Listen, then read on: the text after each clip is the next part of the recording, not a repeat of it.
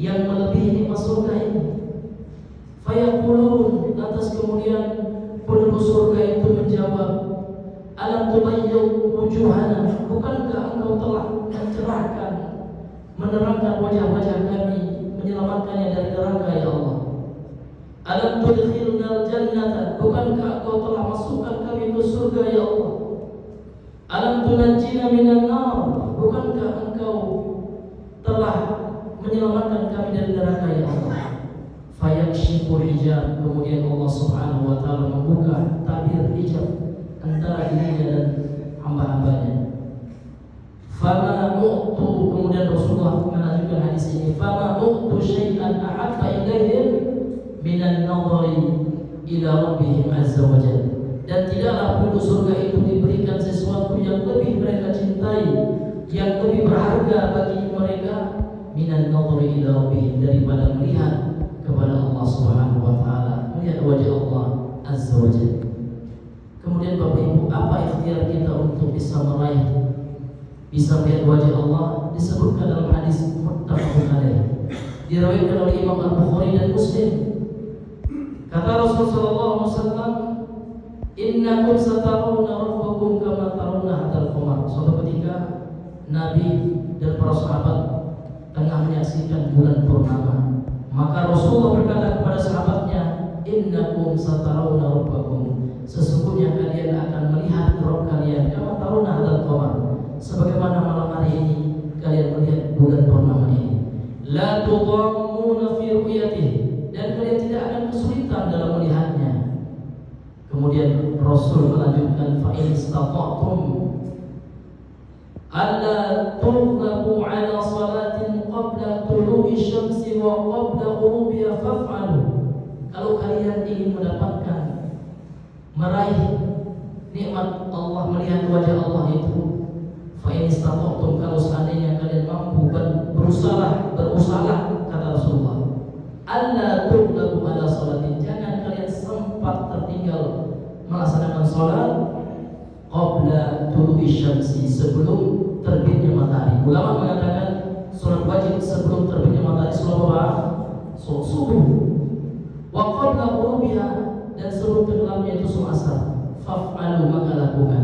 Sehingga ulama mengatakan di antara upaya kita di dunia ini Bapak Ibu untuk meraih nikmat tertinggi di akhirat kelak, melihat kepada wajah Allah, adalah jangan sampai kita tertinggal dalam melaksanakan sholat subuh. Walaupun sakit Pak, walaupun sholat di rumah, walaupun dalam keadaan kecelakaan sakit, jangan sempat kita tinggalkan sholat, terutama sholat subuh, karena luar biasa sekali keutamaannya.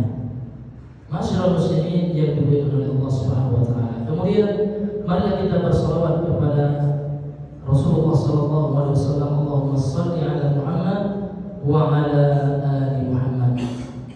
Masyaallah muslimin yang dimuliakan oleh Allah Subhanahu wa taala, kita kembali melanjutkan pengajian kita, pembacaan dan penjelasan kitab yang berjudul Al-Mulakhas Syarh Kitab Tauhid, ringkasan penjelasan kitab At-Tauhid, yang kitab Tauhid yang ditulis oleh Asy-Syaikh Shalih Al-Fauzan hafizahullah wa ra'ah.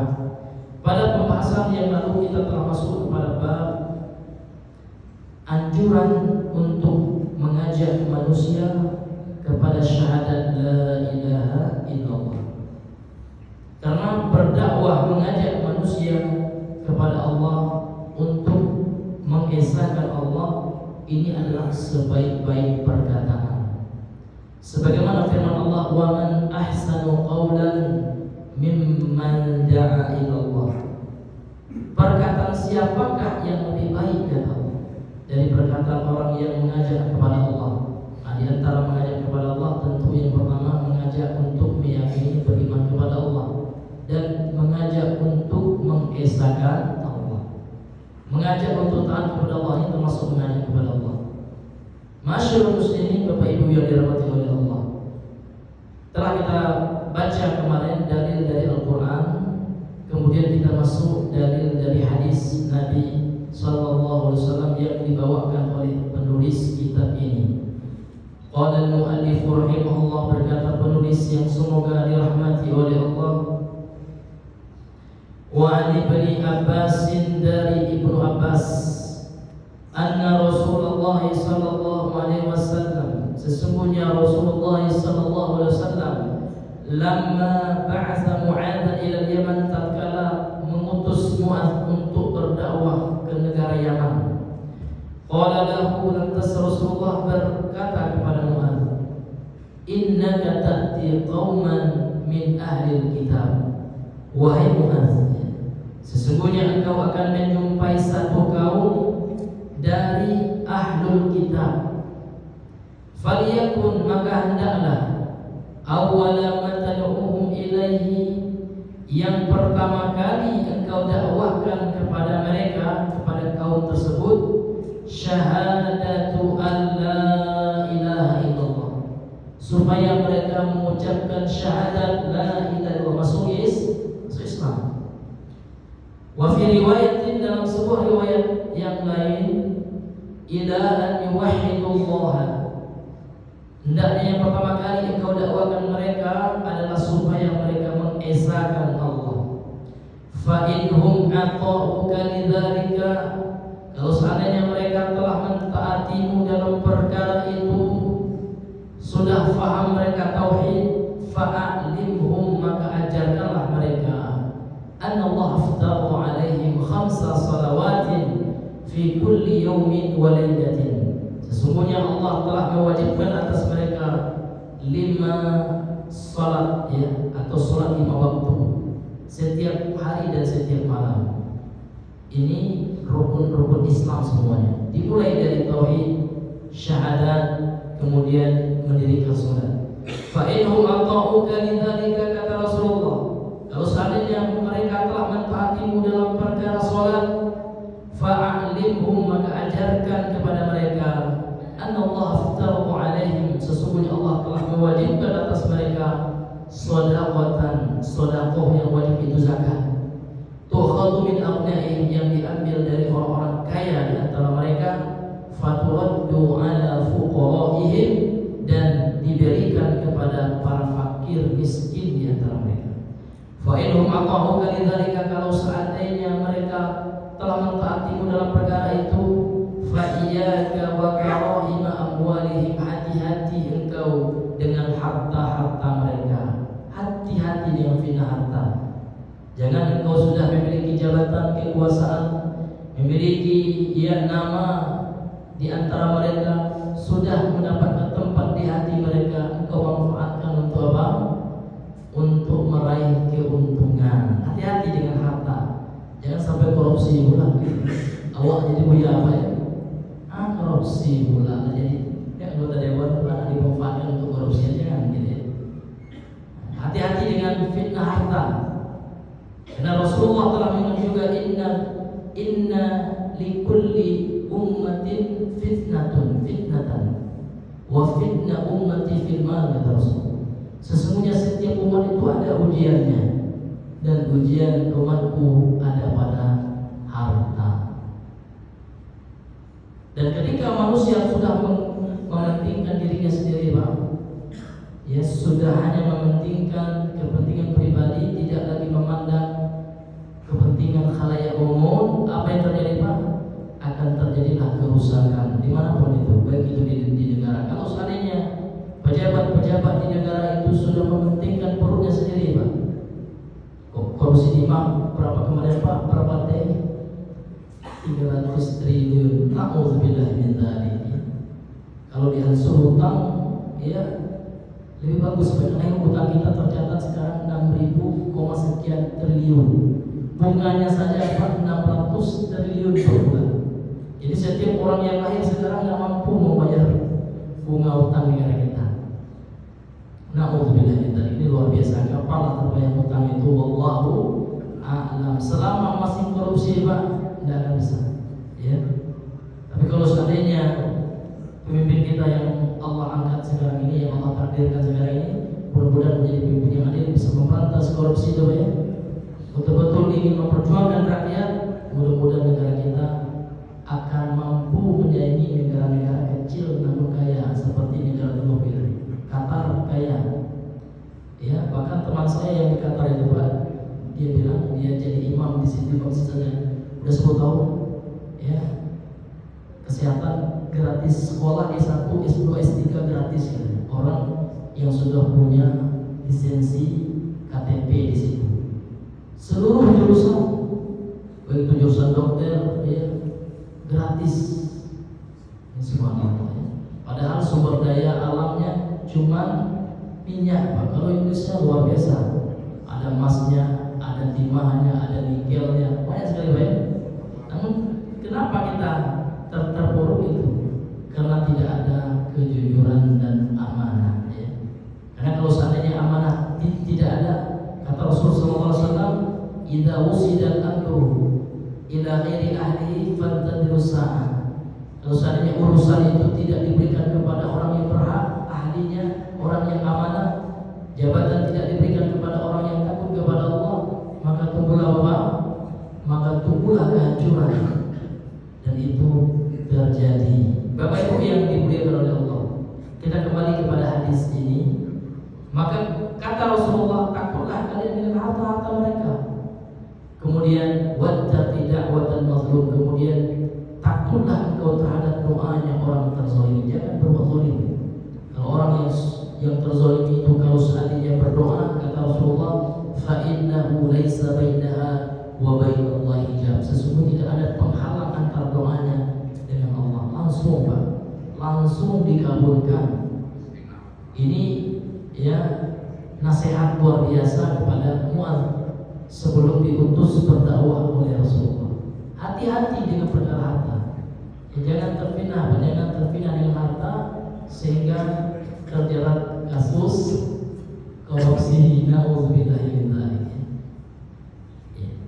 Bapak Ibu yang dimuliakan oleh Allah Subhanahu wa taala, kita masuk kepada penjelasan hadis yang mulia ini oleh pensyarah kitab Syekh Shalih Al-Fauzan. Beliau mengatakan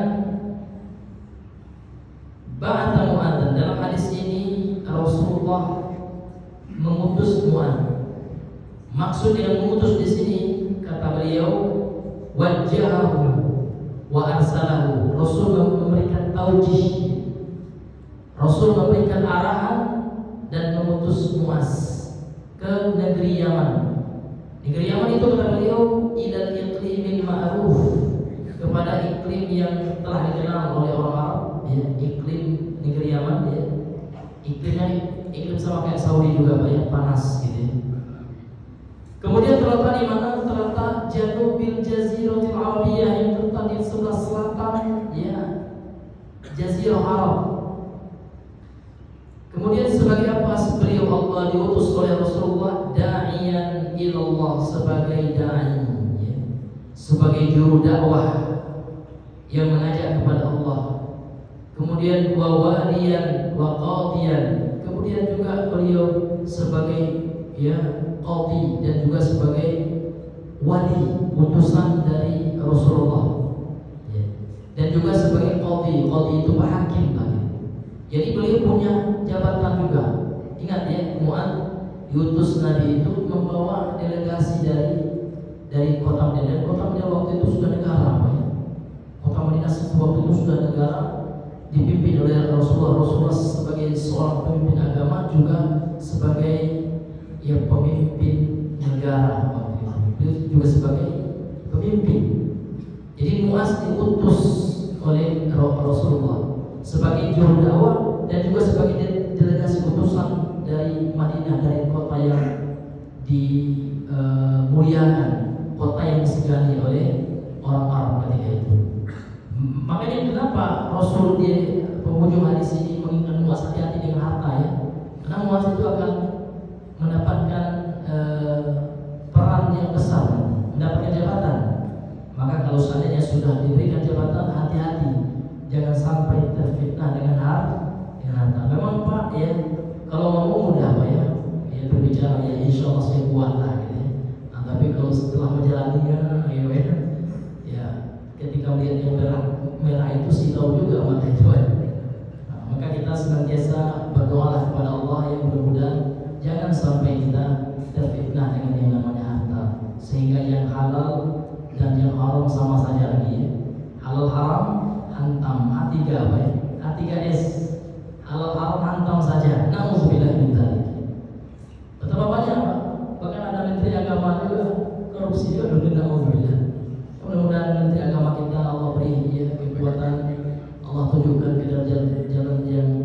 lurus, ia bisa mengemban amanah dengan keadilan. Amin amin ya rabbal alamin. Bapak Ibu yang dimuliakan oleh Allah Subhanahu wa taala, apalagi sekarang banyak menteri ya yang insyaallah paham agama gitu ya. Ada menteri pendidikan ya, menengah dan dasar yang mudah-mudahan akan ya membawa pencerahan untuk negara kita.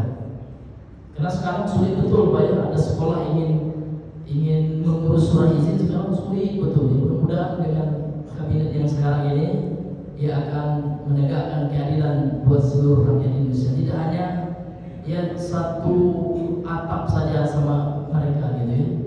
Kalau satu atap disukseskan yang lain enggak gitu ya. Mudah-mudahan yang sekarang ini betul-betul ya mengembangkan amanat nasional, amanat keadilan yang sesuai dengan prinsip ya negara kita yang berkeadilan sosial, bukan hanya bagi golongan saja Pak ya, namun bagi seluruh rakyat Indonesia ya. Amin amin ya rabbal alamin. Mudah-mudahan saja Pak ya. Bapak Ibu yang dimuliakan oleh Allah Subhanahu wa taala. Jadi Yaman itu terletak di sebelah selatan Arab Saudi. Jadi ketika diutus oleh Rasulullah, maka misi dari Mu'adz itu adalah sebagai delegasi utusan, kemudian juga sebagai juru dakwah.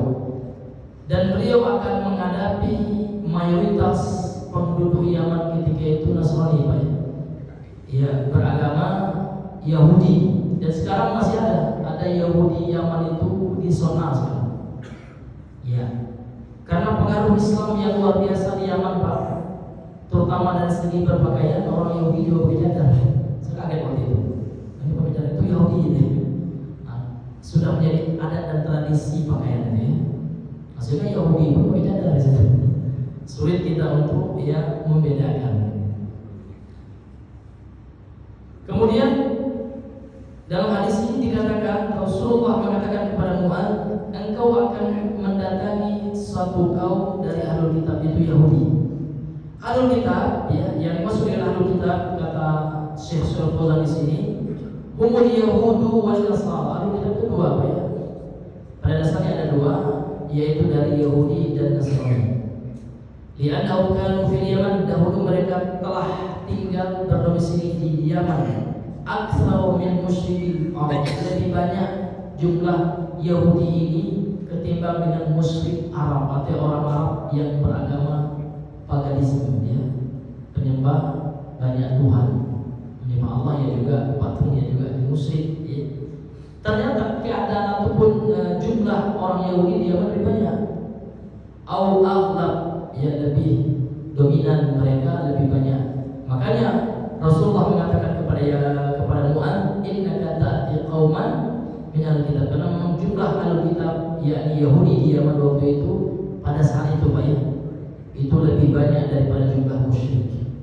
Kemudian barulah Rasulullah memberikan arahan Pak, apa ya materi atau bagaimana prinsip dakwah di Yaman. Jadi Rasulullah lagi memberikan fikih dakwah, pemahaman dalam dakwah. Kemudian bagaimana strategi dalam menghadapi mereka. Di antaranya fokus pertama itu adalah bagaimana mengajak mereka mengesahkan Allah. Makanya Rasul mengatakan di sini, "Faliyakun awwala ma tad'u ilaihi." Dan hendaknya yang pertama kali engkau dakwahkan mereka, engkau ajak mereka itu kepada la ilaha illallah. Jangan yang lain dulu.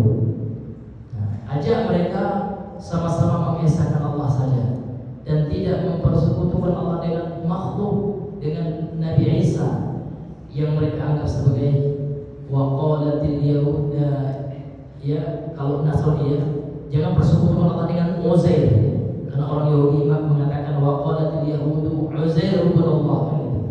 Orang Yahudi mengatakan dalam Al-Quran ya, mereka mengatakan Uzair ya, Uzair itu adalah anak ya Allah kan gitu, anak Allah.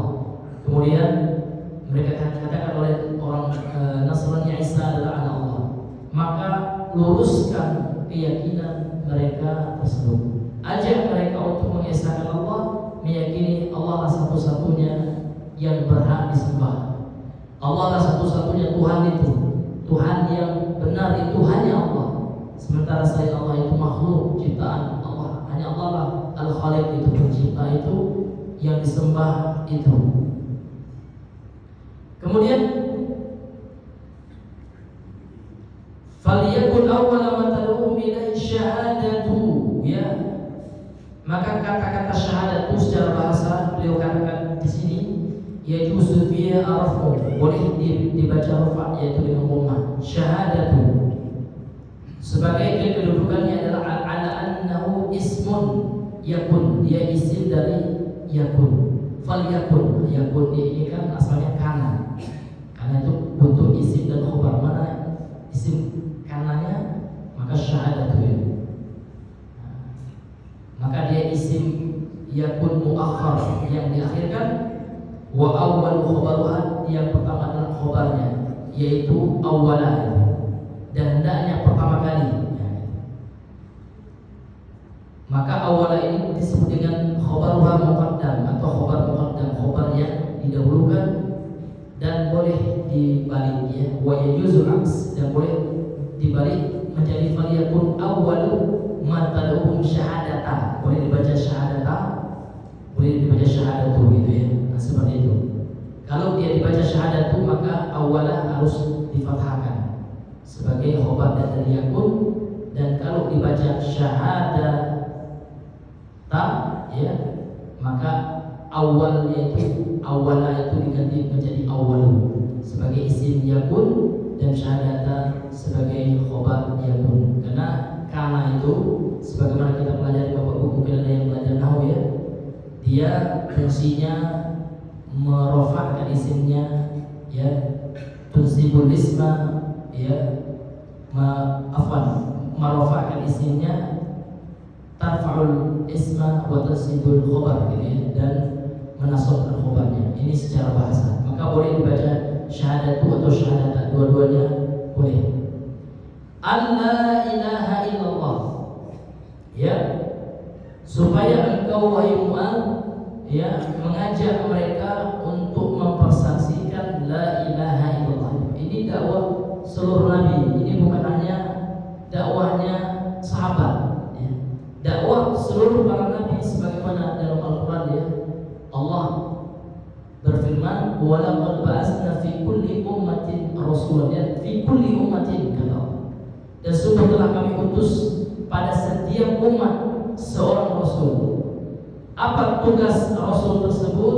An ya'budullah, jadi tugas mereka adalah mengajak manusia beribadah hanya kepada Allah, itu mengisahkan Allah, wajatanibu taghut, dan mengajak manusia untuk menjauhi segala yang disembah selain Allah. Ini makna taghut, itu diantaranya itu kullu ma ubida min dunillah, seluruh yang disembah selain Allah. Ini luar biasa tauhid, Pak. Jadi apa diantara fadilah atau keutamaan tauhid ini, Pak? Keutamaan tauhid itu, Pak, diantaranya usaha kita untuk mendapatkan melihat Allah juga. Coba kita buka Bapak Ibu firman Allah dalam surah Al-Kahfi ayat yang terakhir, penggalan yang terakhir, Pak. Allah mengatakan faman kana yarju liqa'a rabbih, kata Allah, barang siapa yang berharap untuk bertemu liqa'a rabbih, liqa'a rabbih, faman kana yarju liqa'a rabbih, barang siapa yang berharap untuk bertemu, itu melihat nantinya Rabb mereka, Tuhan mereka Allah, falyamal amalan shalihan. Syarat yang pertama hendaknya, ini ya, syarat yang pertama hendaknya dia beramal saleh. Kemudian wala yusyrik bi'ibadati rabbih ahada. Itu syarat yang kedua, dia tidak berbuat syirik, tidak mempersekutukan Tuhannya dalam peribadahannya kepada seorang manusia pun atau dengan seorang pun. Ini dua syarat itu. Karena dalam ayat ini Allah Subhanahu wa taala mengawali dengan isim syarat, gitu ya, dengan isim syarat. Ini faman kana, ya. Man itu isim syarat. Jadi ada syaratnya, ada jawabannya. Kalau lakukan ini yang terjadi, gitu ya. Nah, kalau kita contohkan dalam perkataan orang Arab, man, ya, yazra yahsud, Siapa yang menanam, dia pula yang akan menuainya. Maka Allah mengatakan faman kana, barang siapa gitu ya, yarju liqa'a rabbih, berharap bisa bertemu dengan Tuhannya, melihat kepada Allah. Falyamal, ini jawab syaratnya, ini ketentuannya gitu ya. Falyamal, maka hendaknya dia beramal saleh. Ini amal saleh ini Pak, ini syarat untuk masuk surga dan untuk melihat Allah, itu amal saleh. Jadi amal saleh itu Pak ikhtiar kita, usaha kita. Maka mustahil ada orang ingin masuk surga malah sholat. Sebagaimana mustahil ada orang ingin sukses, misalkan anak sekolah ingin juara 1 Pak ya, ingin hafal Al-Quran 30 juz, boro-boro ya mau belajar ya, boro-boro mau ngapal, baca Quran aja nggak bisa gitu ya. Padahal keinginannya apa Pak? Ingin hafal Quran 30 juz. Itu mustahil, harus ada usaha. Untuk meraih kesuksesan di dunia kita butuh usaha, apalagi untuk meraih sukses di mana Pak? Di akhirat. Makanya dalam ayat ini Bapak Ibu Allah mempersyaratkan faman kana yarju liqa'a rabbih, barang siapa yang berharap bertemu dengan Allah Subhanahu wa taala, maka syaratnya ini falyamal amalan saleh. Yang pertama amal saleh. Ya. Kemudian yang kedua wala yusyrik bi ibadati rabbi ahada. Jangan dia sekutukan Allah dengan seorang pun dalam ibadah yang dilakukan. Dalam sholatnya, dalam puasanya, dalam zakatnya, dalam ya hajinya, dalam umrohnya, mesti dia ikhlas karena Allah, bukan untuk dia dibangga-banggakan di kampung. Awak lah Pak Haji Pak ya, bapak udah dibawa haji ya Bu, tidak tahu tentang berbagai haji Bu, kok tua ya, hampir orang udah dipanggil Pak Haji Pak ya, itu dipertanyakan ya, keikhlasan kita udah mau dipanggil haji atau tidak. Allah sudah tahu kita telah menunaikan panggilan Allah itu Pak ya. Nah mesti ikhlas Pak. Karena ikhlas itu memang mudah untuk kita ucapkan, namun terkadang Pak prakteknya yang membutuhkan usaha kita, membutuhkan pengorbanan kita. Contoh orang yang bersedekah Pak ya, bersedekah itu sudah sulit, mencari orang yang dermawan itu sulit sekarang Pak ya. Tapi mencari yang ikhlas dari yang dermawan itu jauh lebih sulit. Pak udah ditulis tuh, kamu yang menerima Pak 5M petang gitu. Tak ada orang mau mudah sebesar bagaimana. Maka untuk mencari orang yang ikhlas itu Pak luar biasa di zaman sekarang Pak ya.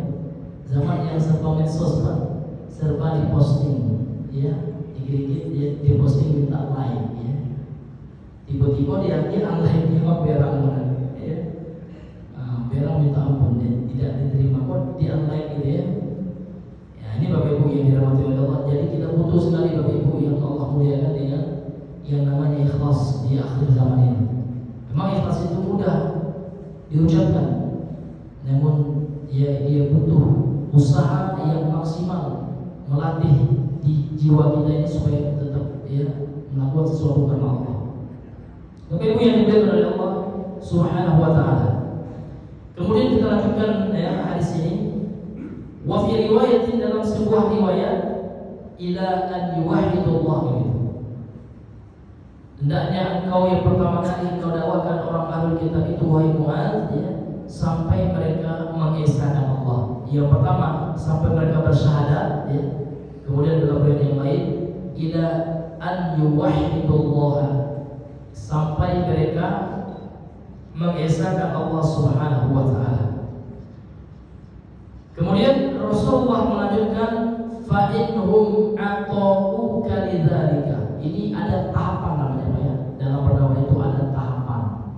Ya demikian juga dalam kita berdakwah di mana pun ada tahapan ya.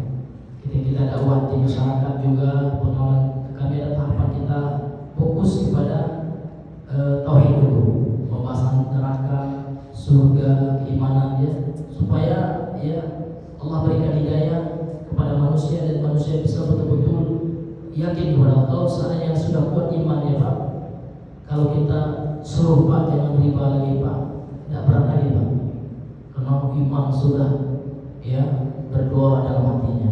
Tapi belum masih lemah imannya, lalu disuruh jangan riba Pak, jangan riba pula deh. Pergi dia langsung gitu Pak ya.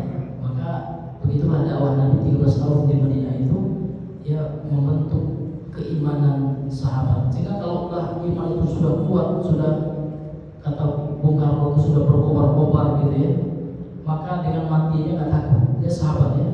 Ketika perang, ketika sudah tertanam iman itu Pak, maka jangankan untuk perkara yang haram, disuruh ya melawan penjajah saja, kafir Quraisy saja mereka berani. Begitu juga para pejuang kita dahulu Pak ya. Ketika iman mereka berkobar gitu ya, ya mereka tidak takut lagi dengan peluru, tidak takut lagi bahkan dengan kematian ya. Kenapa? Karena iman itu sudah terpatri dalam hati mereka. Maka kenapa Nabi itu menyuruh Mu'adz ya untuk membahas masalah tauhid dahulu? Karena kalau tauhid itu sudah kuat, iman di dada itu sudah kokoh, maka insya Allah yang lainnya itu akan mudah untuk lakukan. Sahabat dahulu Pak, ya belum dilarang oleh Allah minum ya, karena pengharaman khamar itu ada tahapan-tahapannya. Bahkan ada sahabat dulu Pak sebelum sholat minum mereka, maka turunlah firman Allah dalam surah An-Nisa itu, ya ayyuhalladzina amanu la taqrabus sholata wa antum sukara. Wahai orang-orang yang beriman, kata Allah, jangan kalian dekati khamar, ya. Jangan kalian minum gitu ya. Ya. Jangan afan ya. Wahai orang yang beriman, kata Allah, la taqrabus sholat, jangan kau dekati sholat, jangan kalian dekati sholat, jangan sholat kalian. Wa antum sukara, sementara kalian dalam keadaan mabuk. Hatta ta'lamu ma taqulun, sampai kalian mengetahui apa yang kalian ucapkan. Karena mabuk itu membuat para sahabat ketika itu tidak paham apa yang mereka baca. Waktu itu khamar belum diharamkan secara mutlak, karena memang pengharaman khamar itu dalam historis ya, secara sejarah, dan kita lihat dalam Al-Quran ya ada fase-fasenya. Yang pertama, dilarang untuk minum khamar ketika mau sholat, ya, karena terjadi Pak asbabun nuzul dari ayat yang kami bacakan tadi itu. Ini Abdurrahman bin Auf ya mengumpulkan sahabat sebelum sholat ya, beliau mengajak minum dulu gitu. Memang ketika itu belum ada turun ayat pengharaman khamar, minuman keras. Dan ketika sholat Pak, imamnya juga minum gitu ya. Sehingga ketika membaca surah pendek, surah Al-Kautsar, surah Al-Kafirun, salah baca ayat ya, yang seharusnya wa ma ana abidu ma abadtum, wa ma ana abidu ma abadtum gitu ya, dan kami tidak wala ana abidu ma abadtum ya, dan kami tidak abidu ma abadtum ya, tidak menyembah apa yang kalian sembah. Salah baca, dibaca oleh sahabat itu wa nahnu na'budu ma abadtum gitu, dan kami menyembah apa yang kalian sembah. Salah baca ini. Turunlah ayat ini, ya ayyuhalladzina amanu la taqrabus sholata wa antum sukara hatta ta'lamu ma taqulun. Wahai orang-orang yang beriman, jangan kalian dekati sholat sedangkan kalian dalam keadaan mabuk, sampai kalian ya, sampai kalian mengetahui ma taqulun, apa yang kalian ucapkan. Sehingga Pak, para ulama mengatakan ini, mohon maaf Bapak Ibu, dalam rangka untuk memperbaiki kualitas sholat kita Pak ya.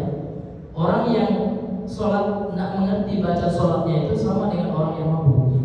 Dikatakan oleh Ibnu Qayyim, memang bukan mabuk minuman keras, namun telah dimabuk oleh dunia, lupa untuk belajar agama, tidak tahu apa yang dibaca sholat. Maka untuk itu Bapak Ibu, wajib bagi kita hukumnya untuk apa? Untuk menghafal, memahami bacaan sholat kita. Dan disebutkan juga oleh ulama ya, bahwasanya khusyuk dalam sholat itu hukumnya wajib, memang bukan rukun. Memang orang tidak khusyuk itu Pak, tetap sah sholatnya betul, tapi dia telah berdosa. Karena di antara bentuk lalai dalam sholat itu yang disebutkan oleh Allah dalam surah Al-Maun itu, fawailul lil musallin alladzina hum an sholatihim sahun, yang sahun dalam sholat itu di antaranya kata Imam Ibnu Katsir dalam tafsirnya adalah adamul khusyuk ya, tidak khusyuk di sholat ya, dalam sholat. Apa di antara membuat orang tidak khusyuk ketika tidak mengetahui apa yang dia baca? Maka untuk itu Bapak Ibu, wajib bagi kita mempelajari perkara tentang sholat kita, tentang rukun fikihnya dulu ya, fikihnya ya, bagaimana rukun dan syaratnya, pembatal-pembatalnya, bagaimana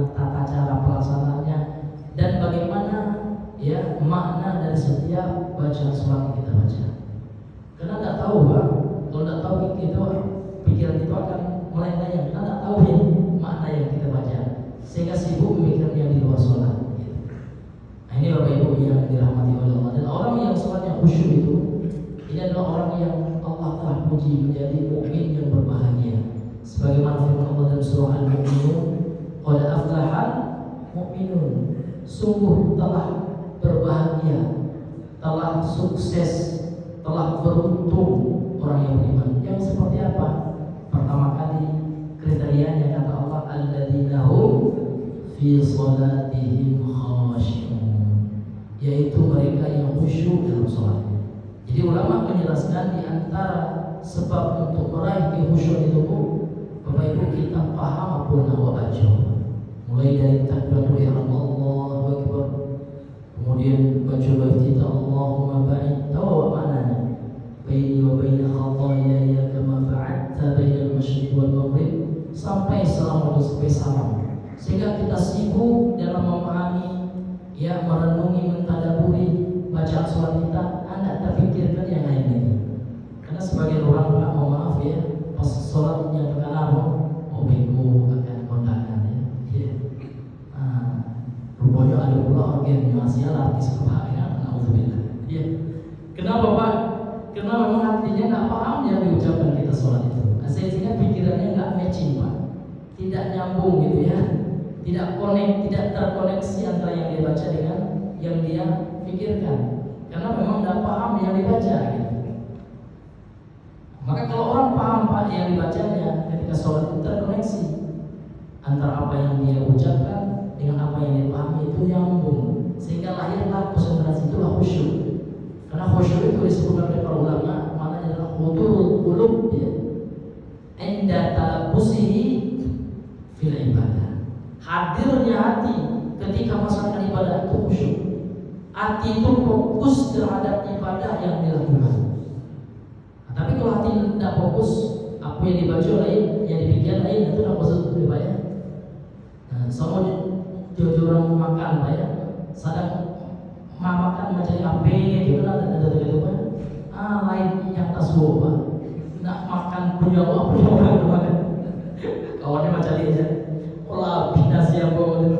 Hanya nak kusuk makannya, Pak. Kusuk banyak macam apa? Makan itu ya. Nasi orang yang dimakan misalkan. Begitu juga ketika sholat, Bapak Ibu ya. Ketika apa yang kita baca tidak terkonek dengan apa yang kita pahami dari yang kita baca, yang lain-lain yang kita ingat, itulah yang dinamakan apa? Tidak khusyuk. Ini pembahasannya lebar ya, Bapak. Ya, bahkan ada ulama itu yang menulis kitab tentang khusyuk 300 halaman. Yang judulnya Al-Khusyuk fi Shalah. Khusyuk dalam sholat itu banyak pembahasannya memang. Karena memang ini luar biasa, Pak ya. Karena di antara fitnah akhir zaman itu, Pak, kurangnya khusyuk dalam ibadah. Dan yang terakhir yang diangkat itu, Pak, itu adalah khusyuk seseorang dalam ibadah, sehingga ibadah itu hanyalah sebagai seremonial saja, hanya sebagai kayak seperti hanya rutinitas saja yang jauh dari nilai-nilai kekhusyukan. Pentingnya kita mempelajari yang namanya sholat khusyuk. Nah, ini ilmu juga, Pak, ilmu di antara ilmu dalam fikih sholat itu adalah ilmu tentang kekhusyuan dalam sholat. Sehingga ulama dahulu banyak menulis buku tentang khusyuk gitu ya, bagaimana khusyuk yang sebenarnya. Ini Bapak Ibu yang dimuliakan oleh Allah, sehingga kita insya Allah akan memperoleh kebahagiaan ya, kalau kita memiliki sifat khusyuk dalam ibadah tersebut. Bapak Ibu yang dimuliakan oleh Allah Subhanahu wa taala, kembali kita kepada pembahasan hadis ini. Atau mungkin dari kalau seandainya mereka telah mentaatiku dalam hal itu ya, syahidu, mereka telah bersaksi terhadap la ilaha illallah dan bersaksi Muhammad adalah utusan Allah, wal qadu, dan mereka telah tunduk patuh li da'watika, terhadap dakwahmu wahai Mu'adz dan Rasulullah, wa kafaru, dan mereka telah ingkar bima yu'badu min dunillah, terhadap apa yang disembah selain Allah, maka ajarkan yang kedua, masuk fase dakwah yang kedua, fa'alimhum, maka ajarkanlah mereka annallaha aftarada alaihim khamsa salawatin fi kulli yawmin wa lailah, bahwasanya Allah Subhanahu wa taala telah mewajibkan atas mereka 5 salat atau salat 5 waktu di setiap hari dan malam, setiap ya sehari semalam hari. Ini hadis ini, Pak, juga menunjukkan kepada kita tentang pentingnya sholat. Ya, karena kedudukan sholat ini luar biasa.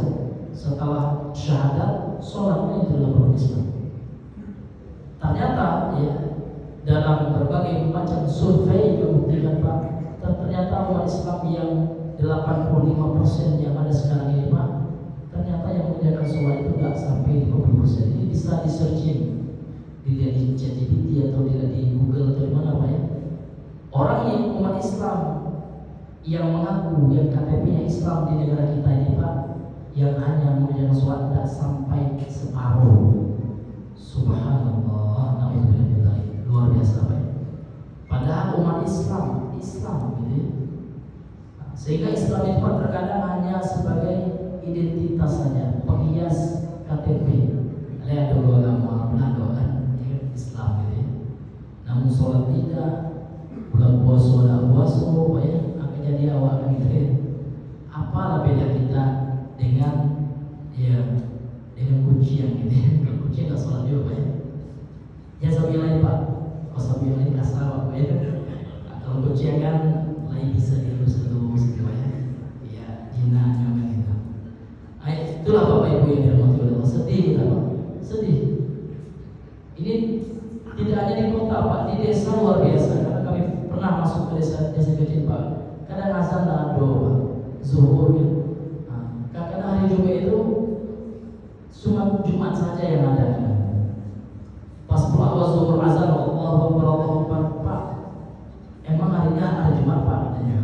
Pak tuh Pak, biasa orang azan hari Jumat gitu. Alhamdulillah, hari Jumat saja yang biasanya. Itu loh Pak kenyataan umat Islam sekarang. Bagaimana Allah akan menolong kita? Pada Allah mengatakan apa Pak? In tansurullaha yansurkum. Kalau ini kan ada syarat juga, ini itu kan insyaallah syaratnya. Kalau syaratnya terpenuhi, hapus syaratnya, Allah mengatakan tolonglah Allah, itu syaratnya. Apabila tansurullaha, ya, kalian menolong Allah, yansurkum, ini jawab syaratnya, maka Allah akan menolong. Tapi penuhi dulu persyaratan syaratnya, kita tolong dulu Allah. Sekarang baca menolong Allah, bagaimana cara kita menolong Allah? Jaga Allah, jaga batasan Allah, kerjakan perintah Allah, jauhi larangannya. Maka selama umat Islam tidak mau bersatu di atas ketakwaan kepada Allah, ya, mereka ego masing-masing Pak, maka umat Islam akan selama-lamanya dia akan terhinakan oleh orang-orang atau musuh-musuh Islam. Sekarang luar biasa Pak, sedih sekali. Ya, umat Islam saudara kita di Palestina itu mesti jangan hilang isu gitu ya. Orang-orang yang nggak suka Islam Pak, buatlah acara-acara supaya umat Islam ini lupa dengan saudaranya. Sampai saat ini mereka masih dibantai, dibombardir, alhamdulillah. Bahkan tewas, bahkan dibunuh pejuangnya, dibakar hidup-hidup, ya. Bahkan ada seorang pemuda Palestina Pak dibakar hidup-hidup, alhamdulillah, dibakar. Di tenda-tenda itu mereka sudah tinggal di tenda, tidak ada rumah di tenda, dibakar sama Zionis Israel, laknatullah, alhamdulillah. Maka kita sebagai umat Islam jangan pernah kita lupakan itu ya. Kita selalu ingatlah ya, bagaimana kezaliman menimpa saudara kita, ini luar biasa. Ini sudah pelanggaran HAM gitu, luar biasa. Ada orang kafir teriak-teriak HAM ya, padahal mereka lah orang yang tidak menunaikan hak asasi manusia. Mereka lah orang yang menginjak-injak hak asasi manusia, bukan umat Islam. Karena umat Islam tidak perlu mereka ajar tentang HAM. Islam itu sendiri lebih, ya, sudah tinggi daripada HAM, hukum Islam. Nilai-nilai Islam, nilai rahmatan lil alamin itu luar biasa. Maka untuk itu Pak, ya, kita mesti menyuarakan ini terus Pak ya, semampu kita. Karena di hari kiamat dan besok akan ditanya kita oleh Allah kan seperti itu. Apa yang subsidi kita yang minimal ya, kita menyuarakan ini. Ya, jangan pula kita senang Pak, nampak orang Palestina walaupun nggak satu mazhab dengan kita, nggak satu organisasi dengan kita, nggak senang kita ya. Senang pula kita lihat meninggal dia. Itu saya nggak sepakat itu ya. Mana loyalitas kita? Karena dalam Islam itu Pak, kita diajarkan untuk loyal. Loyal kepada siapa Pak? Umat Islam. Ini yang bercakap sekarang umat Islam dengan penjajah. Penjajah itu kafir pula. Masa senang loh? Tak bunuh pemimpin, nama senang kita. La ilaha illallah gitu ya. Itu orang yang mengucapkan syahadat, masa senang kita, sedih kita ya. Kan sebabnya kan mereka itu ya mau menyerang atau tidak menyerang Hamas itu Pak, Palestina itu akan dibunuh juga oleh Yahudi itu. Karena mereka tidak akan senang. Allah sendiri yang mengatakan dalam Al-Quran, walan tarda angkal yahudu walan nasara hatta tattabi'a millatahum. Orang Yahudi dan Nasrani itu tidak akan senang kepada kita umat Islam. Allah sendiri yang telah mengkabarkan itu ya. Sampai kita ikut kepada agama mereka, sampai kita ikut acara mereka. Tapi kalau kita amalkan agama kita, nggak akan senang mereka ya.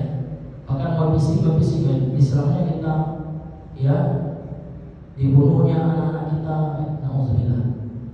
Coba kita baca apa ya, bagaimana Islam di negara minoritas. Di Cina ada ras Muslim di Uighur namanya, pasal Uighur atau Uighur apalah, itu bisa Bapak searching di internet Pak.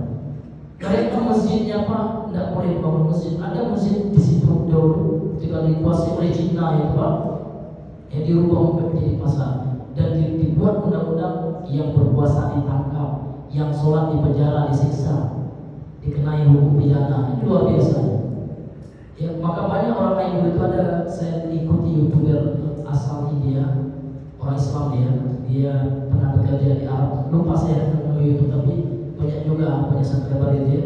Jadi salah satunya dia pernah meneliti Muslim di Uighur itu ya, ras Muslim minoritas yang dikuasai oleh Cina ya. Ternyata apa? Mereka bulan puasa itu tidak puasa gitu. Kok nggak puasa kalau di sini dilarang? Cuma tinggal agama sah saja, puasa nggak puasa, sholat nggak puasa mereka. Bahkan kalau orang mendirikan toko itu Pak, pemerintah Cina itu mewajibkan harus dijual miras di situ. Kalau tidak tutup, nggak dikeluarkan izin tokonya. Nah, itu luar biasa orang kafir ya. Kalau kita minoritas dijajah, itu fakta ya. Pemerintah ada datanya, bisa dipertanggungjawabkan Bapak Ibu ya. Begitulah orang kafir ya.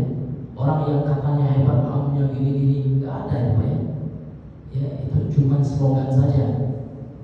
Namun umat Islam terkadang banyak mereka tuduh macam-macam ya Pak ya. Itu teroris. Nah itu nggak teroris itu, nggak radikal itu. Orang sholat aja ditangkap di Uighur itu ya. Rasanya. Nah, sudah saya baca nonton YouTube-nya Pak, kaget betul ya Allah. Saya bayangkan kalau saya di situ gimana. Alhamdulillah kita hidup di Indonesia Pak ya, masih bebas, bisa sholat, bisa puasa, bisa zakat, bebas kita. Alhamdulillah. Maka kita pertahankan keamanan nikmat kebebasan ini Pak ya. Mudah-mudahan ya saudara kita yang tertindas itu Pak, ya kayak di Rohingya juga, ini luar biasa kan.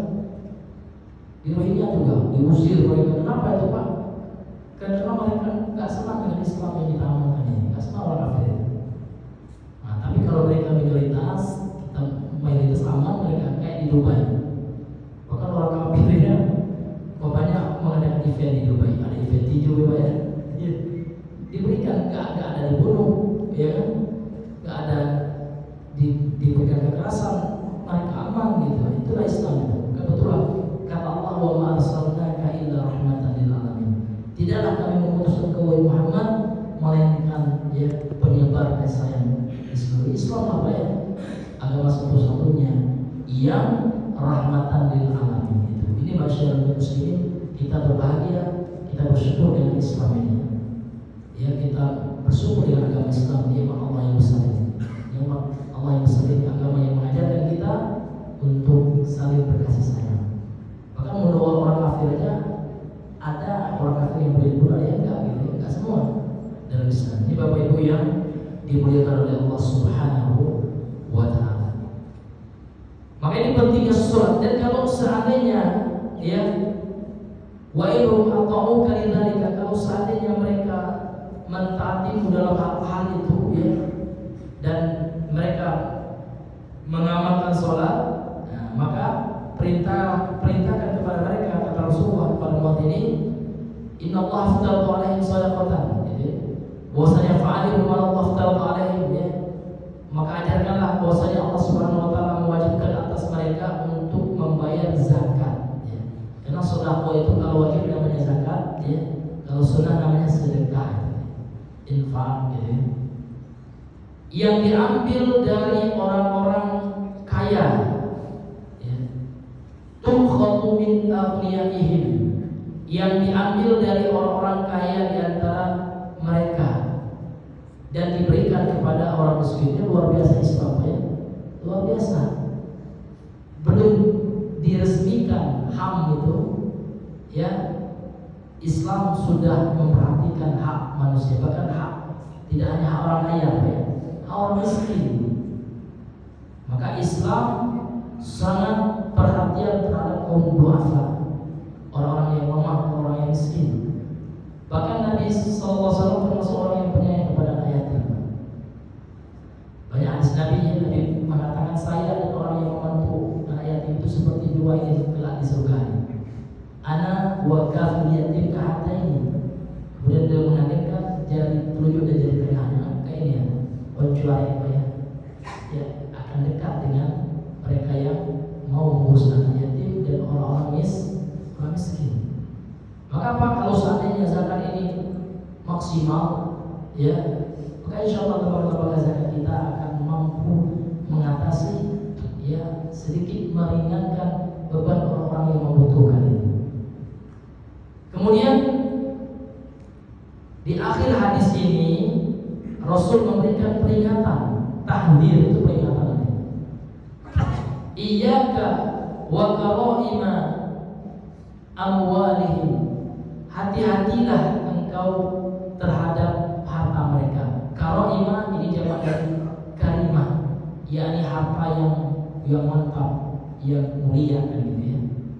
Jadi hati-hatilah engkau dalam harta mereka, dalam mengurus harta mereka, jangan sampai terpesona oleh fitnah harta gitu. Kemudian Rasul mengatakan, takutlah engkau dari doanya orang yang terzolimi. Ittaqi da'watal mazlum, karena di antara doa yang langsung Allah kabulkan itu adalah doa orang yang terzolimi, doa orang yang awak cilok buangnya berdoa orang tua ya. Kalau doa kebaikan mantap ya, Allah berikan hidayah orang yang mencuri motornya yang bagus ya. Tapi orangnya biasa saja tiba ya Allah siksa orangnya bapak atau azab dia di dunia dan di akhirat alu pada orang berkah hidupnya ya kan dapat motor tapi kerugiannya foto itu ya. Ini bapak ibu ya, maka takutlah dari doa orang yang terzalim, maka janganlah berbuat zalim kepada manusia. Ini bapak ibu yang dirahmati oleh Allah Subhanahu wa taala. Kemudian tidak ada penghalang, kata Rasulullah, laisa bainaha, tidak ada antaranya, yakni antara doa orang yang terzalimi itu wa bainallah dan antara Allah hijab, penghalang. Langsung gitu Pak ya.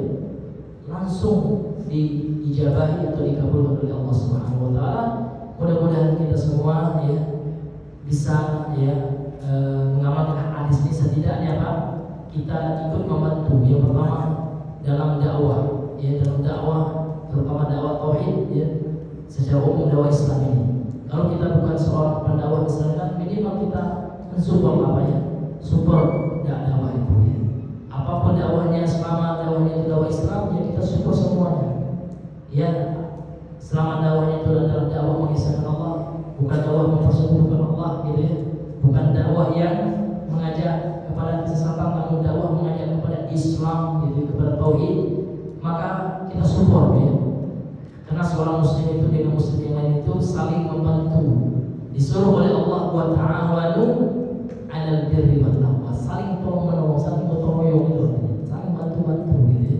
Dalam kebaikan, bir dan ketakwaan. Namun janganlah saling tolong menolong dalam permusuhan ya.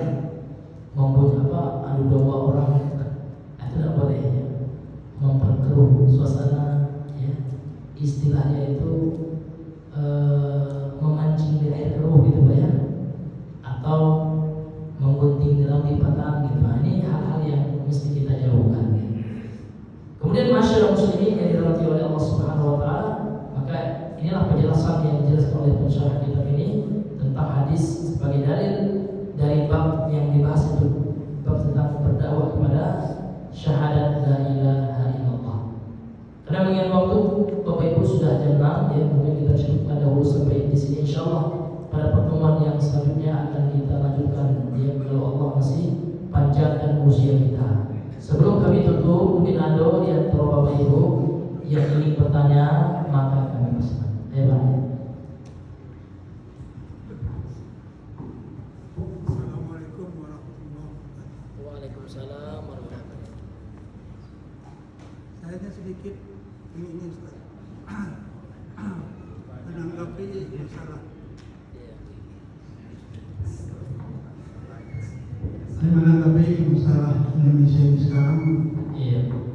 Banyaknya korupsi dan segala macam sampai ke masalah tempat ya istilahnya lingkungan agama kita sendiri yang pakai yang sudah berilmu dan pakai ini sudah ikutan korupsi. Betul.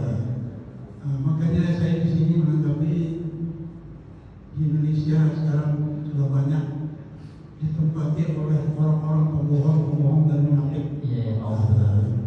Alasannya ini Ustaz, karena sekarang ini umat Islam ini banyak sudah melanggar peraturan Al-Quran. Contohnya begini, waktu membaca Al-Quran kan disuruh membaca Al-Quran sebagian menyimak kan gitu. Tapi sekarang membaca Al-Quran rame-rame, dan sebagian cerita Ustaz. Sebagian membaca, sebagian cerita kan gitu. Kelompok-kelompokan. Yang kedua yaitu berdoa. Berdoa itu Al-Quran mengatakan mintalah, berdoa dengan lemah lembut dan merendah diri kan gitu Ustaz. Ini berdoa miknya di sini kita melanggar mulut ini Ustaz sampai memecah masjid itu. Jadi bagaimana kita sendiri Islam melanggar peraturan ketentuan yang ditentukan oleh Allah. Yang ketiga Ustaz, dilarang mengangkat pemimpin yang bukan Islam kan gitu Ustaz. Berteman dengan orang yang bukan Islam, pemimpin. Malah sekarang orang Islam mengangkat, berkawan dan melindungi dengan orang yang bukan Islam kan gitu Ustaz. Yang ketiga yaitu yang berkata itu Islam itu bersaudara, tapi malah cokol-cokolan dan spesifikan gitu. Tak ada bela-bela lagi. Jangan bisa membahas yang itu ini siapa ini bukan gitu. Bagaimana sikap kita sebagai umat Islam sekarang ini Ustaz? Assalamualaikum warahmatullahi wabarakatuh. Waalaikumsalam warahmatullahi wabarakatuh. Ya, ini luar biasa ya pertanyaan Bapak ya. Ini banyak jawabannya, ada 4 poin Pak ya. Iya. Jadi ya sikap kita Pak ya. Yang pertama kita lihat ya tentang umat Islam sekarang itu Pak, banyak yang kurang mengagungkan Al-Quran gitu Pak ya. Ada yang baca Al-Quran, yang lain kadang mengkota Pak ya, kadang tidak memperhatikan itu ya. Memang ada mungkin etika kita yang mesti kita berbagi bersama Pak ya. Karena memang ada adabnya ketika dalam mendengarkan Al-Quran itu. Adab yang pertama Allah sebutkan dalam Al-Quran Pak ya, wa idza quri'al Quran ya fastami'u lahu wa ansitu gitu. Apabila dibacakan Al-Quran itu dengarkan. Allah perintahkan kita untuk mendengarkan, itu wajib ya, kita dengarkan.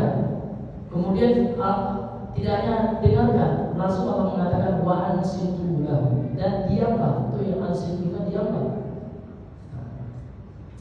Kalau itu kita lakukan Pak, Allah mengatakan di akhir ayat ini la'allakum turhamun. Mudah-mudahan, kalau Allah mengatakan mudah-mudahan itu pasti beda jawab. Kalau mudah-mudahan insyaallah mudah-mudahan kesikolian belum pasti. Tapi kalau Allah mengatakan mudah-mudahan itu pasti, itu disebutkan dalam tafsir atau wali ya. Kalau Allah mengatakan la'alla, kalau Allah kan terjemahannya kan mudah-mudahan gitu ya. Itu kalau Allah mengatakan itu ditahqiq, sesuatu yang pasti akan Allah kabulkan.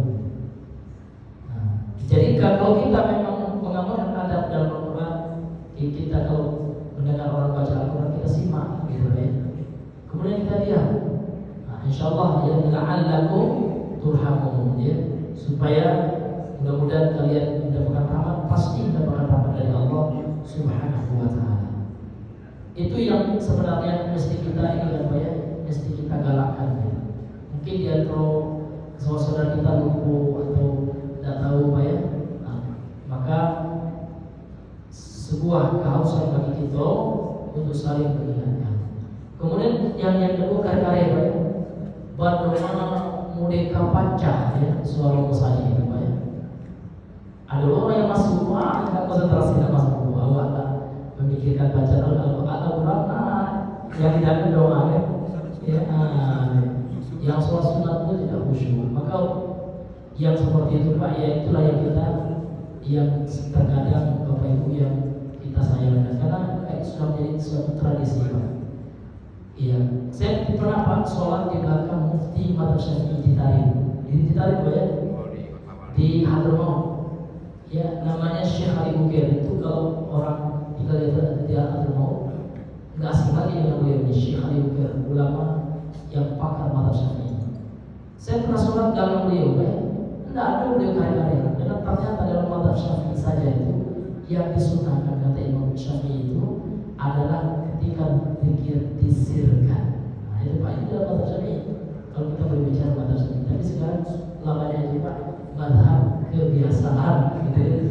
Nah kebiasaan apa dari dulu Pak Ustaz gitu ya. Langsung kuih-kuih dari dulu Pak Ustaz ya. Dari ketik beraja agama mulai kota bilang payah Pak. Nah susah awak dia coba ya. Nah kalau madhab tradisi ya seperti itu. Boleh dijaharkan kata Imam Syafi'i, namun dita'lim untuk mengajarkan. Tapi sekarang kan metode pengajaran itu banyak. Kalau dulu sekolah nggak boleh Pak ya. Nah ini pelajar zikir bisa di sekolah. Ada mata pelajaran gitu ya. Tidak para luar karya-karya yang akan bermudarat mengganggu konsentrasi orang lagi sholat sunnah atau orang yang masuk Pak ya. Anda jadi nanti wajib kan. Zikirnya karya-karya pada gitu. Ini Bapak Ibu ya betul ini seperti juga dalam Al-Quran Allah menyebutkan kita bahwa ya apakah dunia jahat dunia jahat tanpa dijahatkan karena ini bisa mengganggu seperti itu. Tapi kan yang namanya kebiasaan itu sulit Pak ya. Nah, kalau sentil itu Pak ada dunia boleh kalau Ustaz Wahabi mana dunia gitu. Nah ini Bapak Ibu yang dirahmati oleh Allah Subhanahu Wa Taala. Kemudian yang kedua Bapak, iya mengangkat orang non muslim menjadi pemimpin ini telah dilarang oleh Allah Subhanahu Wa Taala gitu ya. Ya. Yang syarat menjadi pemimpin dalam Islam itu Pak muslim gitu ya. Kenapa?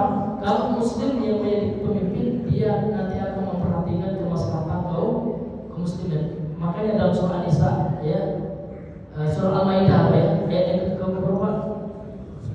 105 ya. Jelas sekali ya Allah mengatakan jangan kau jadikan ya orang kafir sebagai pemimpin, itu bisa dilihat ya. Ya, namun ternyata ada juga umat Islam Pak yang tidak mengingatkan ini, sehingga apa? Terjadilah kemuratan, kekacauan seperti itu, ya. Kemudian yang keempat, yang banyaknya sekarang perselisihan Pak ya, yang terjadi di antara kaum muslimin, maka kalau kita turunkan perselisihan itu Pak, kita akan disibukkan ya. Maka solusinya sebagaimana dalam hadis Nabi pernah mengatakan, ini hadisnya riwayat Imam Abu Daud dan hadisnya sahih gitu ya. Ya, innahu kata Rasulullah, innahu man ya'ish minkum, sesungguhnya siapa saja yang hidup setelahku, yakni di akhir zaman ini, fasayara ikhtilafan katsiran, maka dia akan banyak melihat perpecahan. Ya, maka solusinya apa ada Pak? Nah, maka kata Rasulullah fa'alaikum bisunnati, tetap ya engkau itu jangan fokus kepada perpecahan, belajar aja sunnahku, berpegang teguh dengan sunnahku, wa sunnatil khulafa'ir rasyidin, dan pelajari sunnah para sahabatku. Tamassaku biha, pegang teguh itu. Jangan pedulikan dengan yang lain. Kalau kita pedulikan di medsos itu sibuk Bapak ya, habis waktu kita. Sekarang kita fokus belajar sunnah, ya kan, belajar agama, pegang teguh gitu ya, dan gigit dengan jari, dengan gigi jari lain, dan gigitlah dengan gigi geraham. Artinya itu di antara solusi yang diberikan oleh Nabi dalam menghadapi banyak perselisihan perpecahan di akhir zaman ini. Wallahu taala a'lam bishawab, itu di antara yang baik. Ya. Baiklah Bapak Ibu ya. Mungkin ini itu saja yang bisa kami sampaikan kepada Bapak Ibu. Mudah-mudahan yang sedikit ini Bapak Ibu bisa bermanfaat, terutama bagi kami yang menyampaikan, kemudian juga bagi Bapak Ibu sekalian. Kemudian kalau ada yang salah, hilaf dan keliru, mohon dimaafkan. Semua yang benar itu datang dari Allah. Yang salah, hilaf, lupa dan keliru dari kami pribadi dan syaitan yang terkutuk. Subhanallah wa bihamdika Asyhadu an la ilaha illa anta astaghfiruka wa atubu ilaik. Assalamualaikum warahmatullahi wabarakatuh. Alhamdulillah, syukur kepada Allah, syukur kasiran Ustaz yang telah diuraikan tadi, semoga bermanfaat buat kita semua. Dan jangan lupa nanti setelah kajian kita sama-sama mengikuti jamuan di luar dengan tertib. Mudah-mudahan nanti malam kita sama-sama hadir di kajian yang berikutnya. Mari kita akhiri dengan baca alhamdulillah. Alhamdulillahirabbil alamin. Assalamualaikum warahmatullahi wabarakatuh.